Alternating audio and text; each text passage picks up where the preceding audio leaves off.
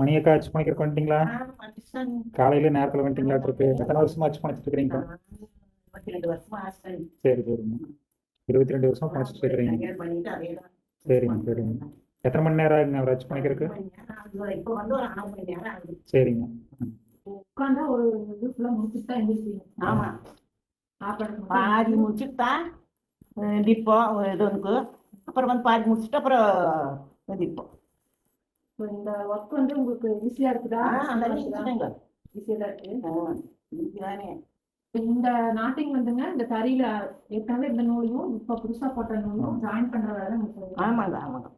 Join ஆனாதான் நம்ம அடுத்து ஜாரி இருக்கும்.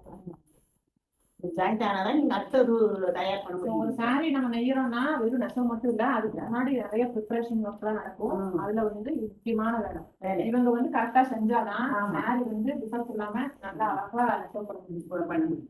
என்னதான் அவங்க சொன்னாலும் கரெக்டா அவங்க வேலையை கரெக்டா மைண்டா பண்ணிடுவாங்க. இதுல வச்சுதான் பண்ணிப்போம். உட்காந்துட்டே செய்வாங்க. இப்படிதான் உட்காந்துக்குவாங்க, கீழே உட்காடுறாங்க. நாங்க இந்த நூல் வந்து கொஞ்சம் ஈஸியா இருக்கும்ட்டு மேலே வருவாங்க.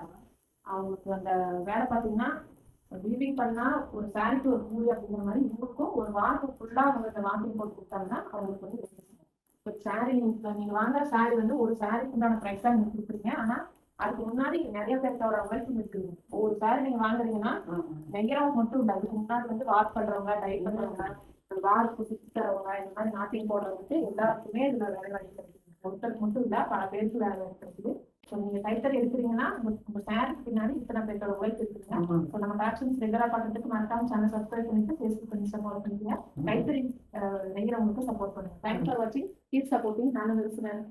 இந்த கைத்தறி சிலையை வாங்கணும். ஆமா, போகணும். அது இத்தனை உழைப்பு இருக்குது. சும்மா சீனவராசாமி எத்தனை வேலையை செய்யணும் இருக்குன்னா எத்தனையோ இது வேலை இருக்குது. நீங்களோட கைத்தறி சீலை நிறைய எடுத்தீங்கன்னா தான் எங்களுக்கு ஒரு வாய்ப்பு, தொழில் கிடைக்கும். இன்னைக்கு வந்து நான் எடுத்து கொடுக்குறோம், ஈஸியாக எடுத்து போயிருந்தேன். அது எத்தனை வேலைன்னா அது தெரியுங்களா? ஒரு டிசைனுக்கு தகுந்த மாதிரி புனைக்கிறதும் டிசைன் தகுந்த மாதிரி புனைக்கணும்.